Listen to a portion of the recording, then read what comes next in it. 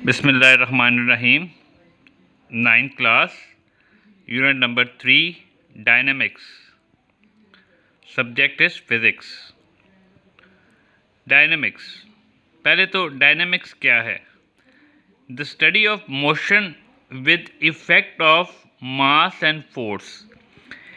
इसके पिछले चैप्टर में काइनेमेटिक्स में हमने ये पढ़ा था कि study of motion without the effect of force and mass, वो काइनेमेटिक्स थी, जिसमें चीज़ें हरकत खुद ही करती थी, हमें ज़रूरत नहीं होती थी किसी फोर्स को लगाने की या करने की। लेकिन जिस वक्त हम बात कर रहे हैं डायनामिक्स की, तो हम इसके अंदर स्टडी करेंगे the study of the motion with the effect of mass and force. जब हम किसी चीज़ को फोर्स लगाते हैं, उसके अंदर क्या मूवमेंट होती है या उसके अंदर फोर्स कैसे रिप्रेजेंट होता है, वो हमने फाइंड करना है। What is force? पुश और पुल of anything is called force, and it can also change the direction of the body. इसी फोर्स से एक चीज़ रिलेटेड है, inertia. Inertia of the body is its property due to which it resists any change. देखें, जिस वक्त हम किसी car में या बस में जा रहे होते हैं, तो अक्सर ये कहा जाता है, जो फ्रंट सीट पे बैठा होता है उसको कहा जाता है कि सीट बेल्ट्स बांध दे। ड्राइवर को भी ये कहा जाता है कि वो सीट बेल्ट्स बांध दे। वो वजह क्या है? वो वजह यही है कि जिस वक्त अल्लाह ना करे कोई एक्सीडेंट होता है, इंसिडेंट होता है, तो गाड़ी तो रुक जाती है, लेकिन ड्यू टू फोर्स हमारा जो अपर पोर्शन है ऑफ द बॉडी, वो उसी मोशन में आगे की तरफ जा रहा होता है, और वो जो बेल्ट हमने बांधी होती है, वो इसके अंदर फोर्स ऑफ इनर्शिया प्रोड्यूस करती है, जो कि हमें पीछे रखती है और हमें ज़्यादा चोट लगने से रोकती है। उसके बाद है momentum. The product of mass and velocity is called momentum. जो भी चीज़ हरकत करेगी उसके अंदर मोमेंटम होगा। साकन हालत में मोमेंटम नहीं है। हम क्लासरूम में बैठे हैं, हमें कोई मोमेंटम नहीं, मोमेंटम ज़ीरो है। क्यों? क्योंकि हमारी वेलोसिटी ज़ीरो है। हम ब्रेक टाइम में इधर उधर भागते हैं, हमारे अंदर वेलोसिटी है, तो हमारे अंदर मोमेंटम पाया जाएगा। तो ज़हन में रखें कि वो चीज़ें जो हरकत करती हैं उनके अंदर मोमेंटम होगा, और अगर वो चीज़ें जो हरकत नहीं करती उनका मोमेंटम नहीं होता। P is equal to M into v. P represent the momentum, M और V मास और velocity, product of mass and velocity, और इसका यूनिट है kg into meter per second. निकालने का तरीका क्या है कि मास का यूनिट होता है केजी और वेलोसिटी का होता है मीटर पर सेकंड। दोनों को मल्टीप्लाई कर दें, केजी पर मीटर पर सेकंड। इस चैप्टर में हम न्यूटन्स के लॉज स्टडी करेंगे। 3 लॉज हैं हमारे पास न्यूटन के। First law, if a body is moving with uniform velocity और is at rest will remain in this position until no external force is applied.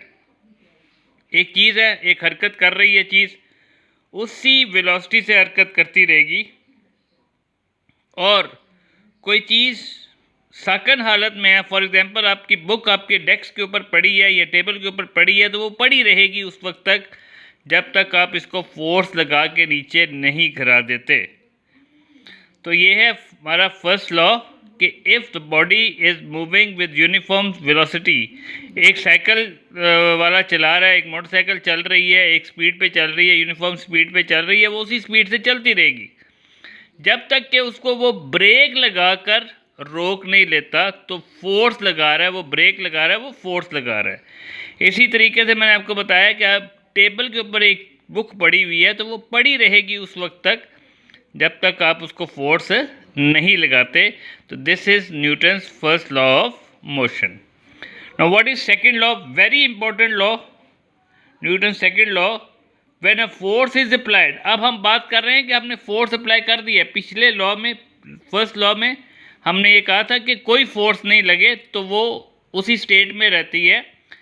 अब सेकेंड लॉ के अंदर हम क्या कर रहे हैं, हम अप्लाई कर रहे हैं फोर्स बॉडी के ऊपर। When a force is applied on the body, acceleration is produced and this acceleration is directly proportional to the force of the body and inversely proportional to the mass of the body. ये दोनों चीज़ें मैं आपको समझाता हूँ। पहले तो आप ये समझ लें कि एक्सेलरेशन पैदा हो गया। एक्सेलरेशन क्यों पैदा हुआ? क्योंकि उसकी वेलोसिटी में चेंज आई है। पहले वो या रुका हुआ था, फोर्स लगाया तो उसके अंदर वेलोसिटी चेंज हुई, तो एक्सेलरेशन पैदा हो गया।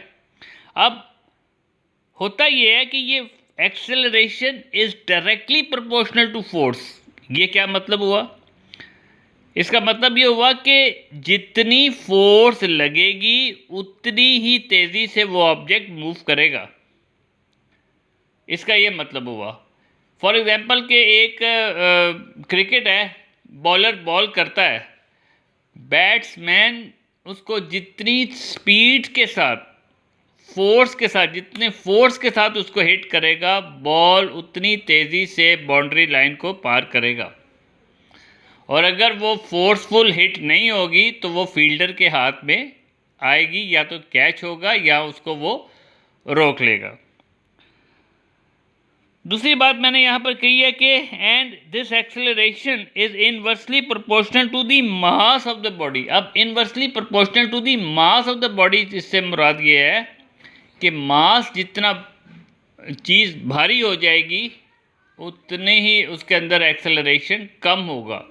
फॉर एग्जांपल कि आप सेम फोर्स लगा रहे हैं, आप हार्ड बॉल के साथ खेल रहे हैं और आपने शॉट लगाई है, और वही आप टेनिस के बॉल के साथ खेल रहे हैं, आप उसी फोर्स के साथ उसी बॉल को शॉट लगाएंगे तो आप ऑब्ज़र्व करेंगे कि वो जो टेनिस की बॉल थी वो ज़्यादा दूर गई है, उसके अंदर एक्सेलरेशन ज़्यादा था क्योंकि मास कम था।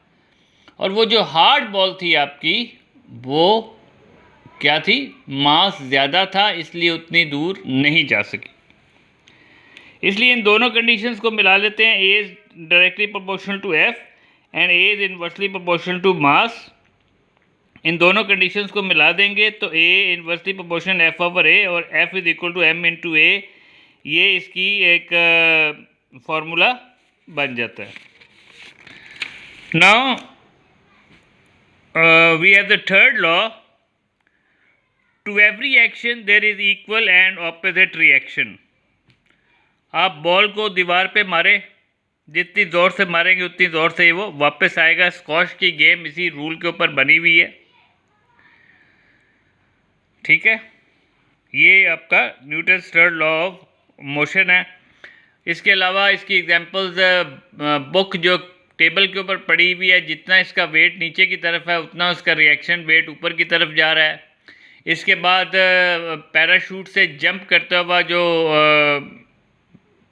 बंदा इंसान है वो क्या कर रहा है, पैराशूटर जो है जब वो जंप करता है तो वो पैराशूट और उसका वेट नीचे की तरफ अमल कर रहा होता है और रिएक्शन फोर्स ऊपर की तरफ अमल कर रहा होता है। ये दोनों बराबर होते हैं जिसकी वजह से उसकी जान बच जाती है। बहुत ही इंपॉर्टेंट टॉपिक इसमें मास और वेट। अक्सर हम इन चीज़ों को, मास और वेट को, दोनों को अलग अलग नहीं तस्वर करते, एक ही तस्वर करते हैं, लेकिन ये दो अलग हैं। Mass is a scalar quantity. अब हम कहते हैं ना 2 किलो सेब ले लें, 5 किलो चीनी, 3 किलो आटा, ये क्या है, ये ओनली क्वांटिटी है, देयर इज़ नो डायरेक्शन, इसलिए mass is scalar quantity. On the other hand we say vector is weight is a vector quantity. क्यों? हम कहते हैं ना कि चीज़ें ऊपर से नीचे गिरती हैं, fall under the action of gravity, and gravity is 10 meter per second square. तो वो क्या है, डायरेक्शन है नीचे की तरफ। कभी कोई चीज़ ऊपर की तरफ नहीं जाती, जब भी आप चीज़ छोड़ेंगे वो नीचे की तरफ आएगी। It has a specific direction, so weight is vector quantity. Mass is fixed, never changes. अब 2 किलो सेब ले लें लाहौर में और फिर चांद पे चले जाएं, तो क्या होगा, वो 2 किलो के सेब वहाँ पर चांद पर भी 2 किलो के ही रहेंगे। मीन्स के ये मास नेवर चेंजेस, किसी भी जगह पे चले जाएं mass remain same, but weight changes, weight change हो जाएगा। आपने देखा है कि इंसान जो है ज़मीन के ऊपर तो आराम से चल रहा होता है, लेकिन वही इंसान जब आसमान पे जाता है, चांद पे जाता है, तो वो उसका वेट लेस हो जाता है, इतना वेट हल्का हो जाता है कि वो हवा में उड़ रहा होता है। 100 केजी का इंसान ज़मीन पर 10 केजी का रह जाता है। वाई? वो इसी वजह से क्योंकि the action of gravity is very less, 1.67 है एक्सेलरेशन ड्यू टू ग्रेविटी, और ज़मीन पर जो एक्सेलरेशन ड्यू टू ग्रेविटी है वो 10 है। तो that makes quite a difference, और जिसकी वजह से वो वेट उसका चेंज हो रहा है। To calculate mass we have the formula m is equal to F over A, जबकि वेट को कैलकुलेट का formula w is equal to m into G. The unit of mass is kg, where the unit of weight is newton. Mass can be measured in the beam balance, ये तराजू किसी में भी मालूम किया जा सकता है, और जो वेट है वो स्प्रिंग बैलेंस में मालूम करते हैं। Now we have a relation of force and momentum. वो कहता है जी कि change in momentum is equal to force. वो कहता है मोमेंटम में जो तब्दीली आती है वो फोर्स के बराबर है। Let us see how. Let us consider that a body with mass m is moving with the initial velocity vi, and if force is applied on it, that its velocity will change from vi to vf in time t। इसमें क्या कह रहा है कि हम कहते हैं कि एक फ़र्ज़ करते हैं कि एक मास है बॉडी का m, जो इनिशियल वेलोसिटी vi से हरकत कर रहा है, फिर इसके ऊपर हम फोर्स लगाते हैं और t टाइम में उसकी वेलोसिटी vi से vf में तब्दील हो जाती है।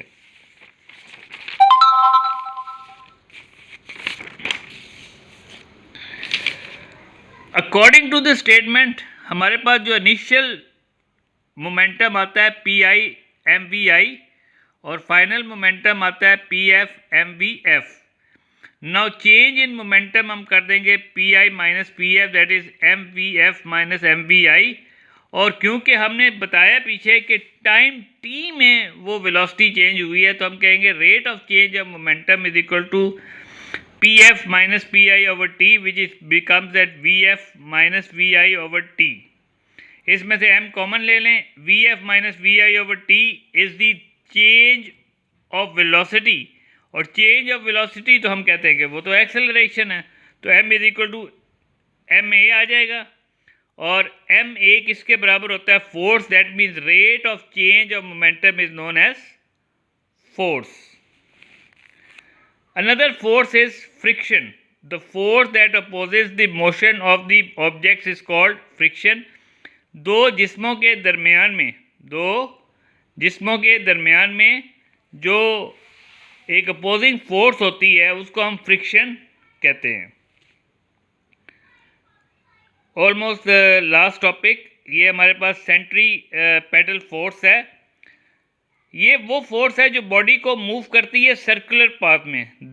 Force which moves the body in the circular path, it is always directed away from the centre.